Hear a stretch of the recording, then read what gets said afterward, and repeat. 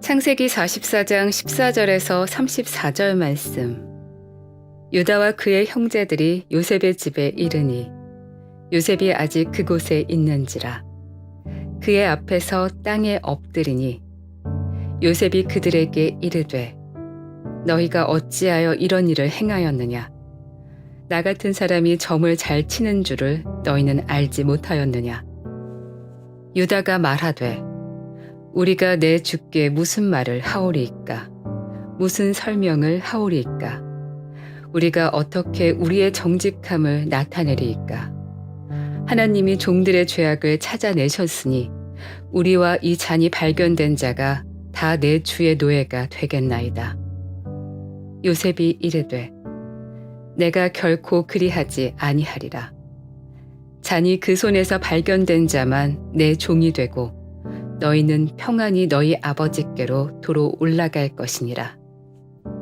유다가 그에게 가까이 가서 이르되 내 주여 원하건대 당신의 종에게 내 주의 귀에 한 말씀을 아뢰게 하소서.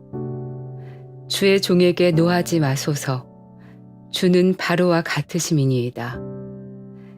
이전에 내 주께서 종들에게 물으시되 너희는 아버지가 있느냐 아우가 있느냐 하시기에 우리가 내 주께 아뢰되 우리에게 아버지가 있으니 노인이요 또 그가 노년에 얻은 아들 청년이 있으니 그의 형은 죽고 그의 어머니가 남긴 것은 그뿐이므로 그의 아버지가 그를 사랑하나이다 하였더니 주께서 또 종들에게 이르시되 그를 내게로 데리고 내려와서 내가 그를 보게 하라 하시기로 우리가 내 주께 말씀드리기를 그 아이는 그의 아버지를 떠나지 못할지니 떠나면 그의 아버지가 죽겠나이다. 주께서 또 주의 종들에게 말씀하시되 너희 막내 아우가 너희와 함께 내려오지 아니하면 너희가 다시 내 얼굴을 보지 못하리라 하시기로 우리가 주의 종 우리 아버지에게로 도로 올라가서 내 주의 말씀을 그에게 아뢰었나이다. 그 후에 우리 아버지가 다시 가서 곡물을 조금 사오라 하시기로 우리가 이르되 우리가 내려갈 수 없나이다. 우리가 막내 아우와 함께 가며 내려가려니와 막내 아우가 우리와 함께 가지 아니하면 그 사람의 얼굴을 볼 수 없음이니이다.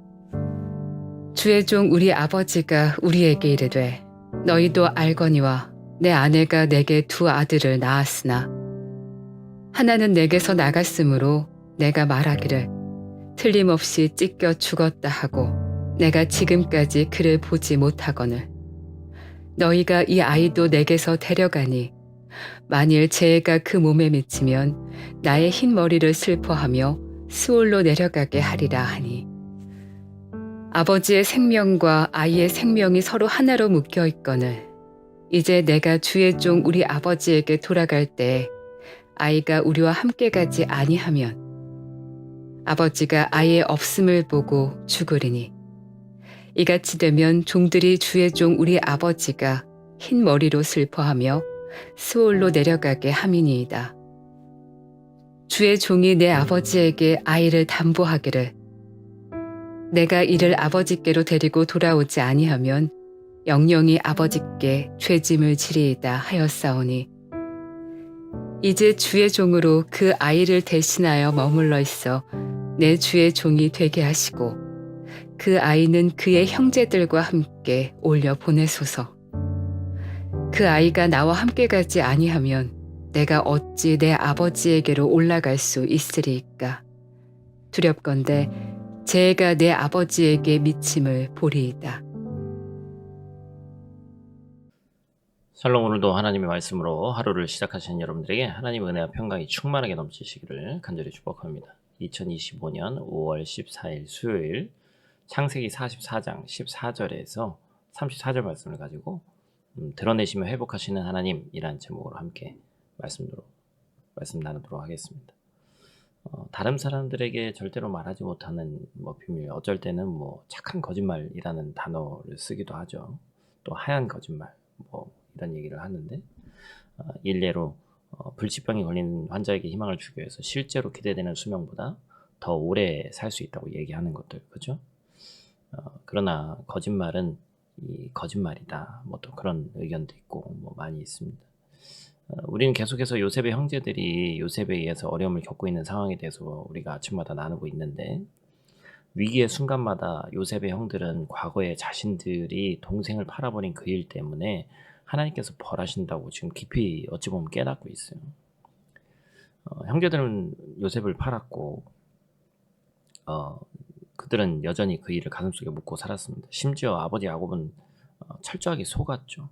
염소의 피를 묻힌 옷을 가져다 주었고, 아버지는 옷을 찢고 정말 자신이 죽기까지 정말 너무나도 힘들어하는, 그 슬퍼하는 아버지 앞에서 누구도 자신들의 그 잘못을 고백하지 않고 그냥 그 모든 것들을 13년 동안 묵혀뒀습니다. 가만히 있었다면 그들은 절대로 자신들의 잘못을 스스로 고백하지 않았을 거예요. 심지어 동생 요셉이 짐승에게 잡혀 죽였다고 스스로 속이면서 살아왔습니다. 그러나 우리 하나님께서는 이 일을 결코 가만히 두고 보지 않으셨다는 것이 중요한 것이죠.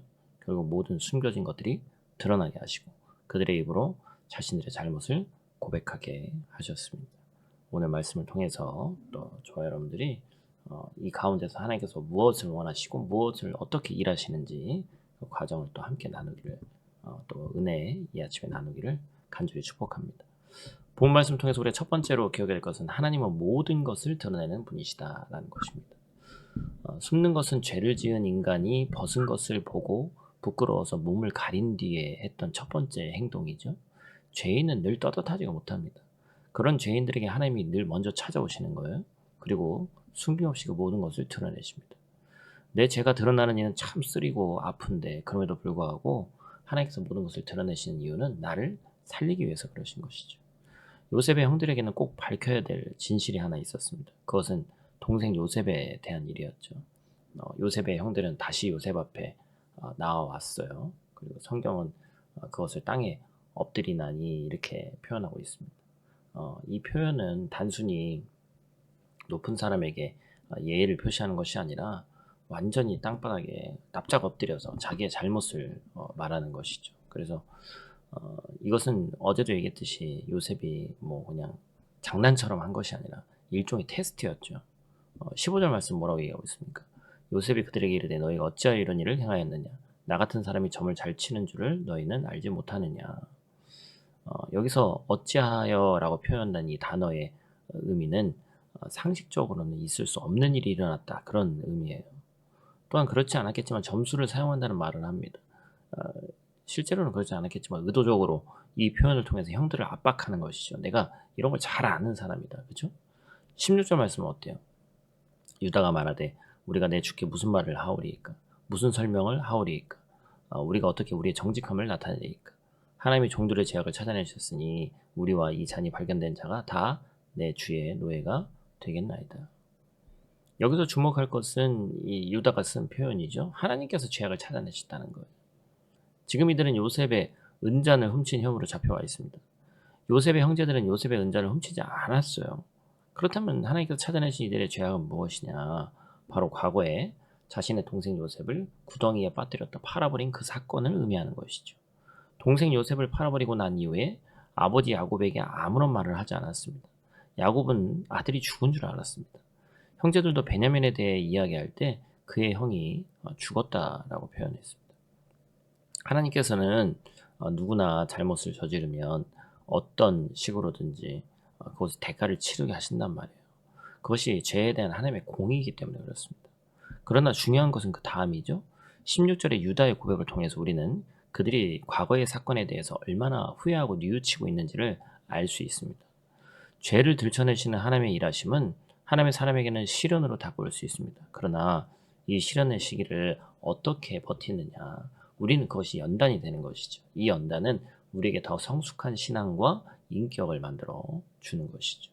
오늘 이 아침 하나님이 들추시는 이유와 목적대로 내 앞에 주어진 죄로 인한 시련을 연단의 과정으로 삼고 더 큰 믿음과 성숙의 시간으로 만들기를 주님의 이름으로 축복합니다.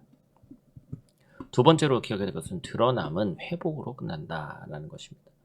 요셉의 형들이 요셉을 팔았을 때 그때와는 정반대의 사람이 됐어요. 그래서 유다의 이 탄원의 말을 통해서 그것을 알 수 있죠. 33절, 34절 말씀입니다. 이제 주의 종으로 그 아이를 대신하여 머물러 있어 내 주의 종이 되게 하시고 이 아이는 그의 형제들과 함께 올려보내소서. 그 아이가 나와 함께 가지 아니하면 내가 어찌 내 아버지에게로 올라갈 수 있으리까. 두렵건대 제 애가 내 아버지에게 미침을 보리이다. 유다는 자신들의 아버지 야곱이 베냐민이 잡혀갔다는 이야기를 들으면 슬퍼할 것과 자신이 아버지에게 동생 베냐민을 데리고 갈 것이라 서운한 것을 얘기합니다. 그리고 그 말을 지키기 위해서 자신이 베냐민 대신 막내 대신 처벌을 받고 영원히 종의 신분으로 남겠다고 얘기를 합니다. 요셉 때와 너무나도 달라졌죠. 자신들을 위해서 동생을 팔아버린 그들이 이제는 동생을 위해 자신을 희생할 수 있는 사람이 됐어요. 그리고 형제들은 아버지에 대한 사랑이 깊었음을 알 수 있습니다. 유다의 이런 고백이 하나님께서 죄를 드러나게 하신 이후에 이루어진 거예요. 하나님께서 한 가정에 숨겨진 비밀을 드러나게 하신 것은 각자의 시간 속에서 연단을 통해서 배우게 하시고 하나님의 뜻을 이루게 하신 것입니다. 결국에 요셉을 잃은 이후에 야곱은 라헬이 낳은 또 다른 아들 베냐민을 지극히 사랑했죠. 이 사랑이라는 이 표현은 이 성경에서 원어로 쓰여진 것을 보면 하나님을 향한 신실한 사랑을 행동으로 증명할 때입니다. 사랑하는 아들을 잃어버린 아버지의 모습을 본 형제들은 동생을 팔아버리고 난 이후에 13년의 시간 동안 아버지 앞에서 죄책감을 가지고 살았어요. 그리고 요셉에 대한 미안함을 동생 베냐민을 사랑하는 것으로 표현했습니다. 그래서 베냐민까지 나쁜 일을 겪으면 아버지가 더 힘들고 어려울 것이라고 생각을 했습니다. 하나님의 드러내심의 결과로 요셉의 형제들의 현재 상태가 드러났죠. 요셉이 그토록 궁금해하던 형들의 변화를 확실히 알 수 있게 되었습니다. 하나님께서 요셉의 형들 마음속 깊이 숨겨뒀던 죄를 드러나게 하신 것은 그들이 죄의 무거움으로부터 해방되고 물론 뒤에 가서도 또 야곱이 죽는 순간까지도 100% 이것이 사람이기 때문에 완전히 해소가 되지는 않습니다. 그럼에도 불구하고 회복의 위대한 첫 걸음을 걷게 하신 것이죠. 동생 베냐민을 위해 자신이 대신 종살이를 하겠다는 유다의 진정성 있는 고백, 그리고 아버지 야곱에 대한 지극한 사랑의 마음이 담긴 33절, 34절의 고백이 요셉의 마음을 울리게 되었고 모든 것이 회복되는 계기가 되었습니다. 사랑하는 성도 여러분, 하나님께서 우리를 회복해 하시기를 원합니다. 우리를 죄의 무거움으로부터 해방시키기를 원하시는 것이죠. 그래서 오늘도 우리에게 찾아와서 우리의 죄의 문제를 드러내시는 거예요. 그것이 지금은 당장 아픔이고 고통일 수 있지만 그 시간들을 통해서 반드시 회복됩니다. 말씀을 정리하겠습니다. 사랑하는 여러분, 좋은 게 좋은 게 아닙니다. 옳은 게 좋은 것입니다. 하나님께서 좋다고 말씀하시는 것만이 좋은 것이라는 거예요. 혹시 내 마음속 깊은 곳에 아직도 꽁꽁 숨겨놓은 나만의 비밀이 있는지, 누군가 툭 건드리기만 해도 욱하게 만드는 나의 연약함이 있는지 돌아봐야 됩니다. 하나님은 그 모든 것들을 드러내시는 분이십니다. 왜냐하면 나의 연약함을 그냥 두기를 원하지 않으시기 때문에 그렇습니다. 나의 연약함을 하나님 안에서 회복하기를 원하시기 때문이죠. 늘 부끄러운 모습뿐이지만 우리에게는 소망이 있습니다. 하나님이 살아계시고 지금도 나를 만들어 가고 계시기 때문에 그렇습니다. 오늘 이 아침 하나님 앞에 숨김없이 남김없이 우리의 모든 것들을 올려드리는 저와 여러분들 되시기를 간절히 축복합니다.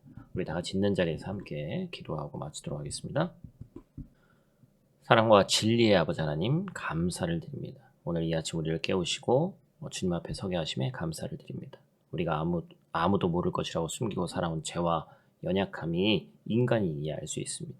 하나님, 그것들이 하나님 앞에 드러나기를 원합니다. 감추어진 죄는 우리를 병들게 하지만 드러난 죄는 회개의 길로 이끄는 줄 믿사오니 주님 앞에 무릎 꿇고 진실로 나아갈 때 정결케 하여 주시옵소서.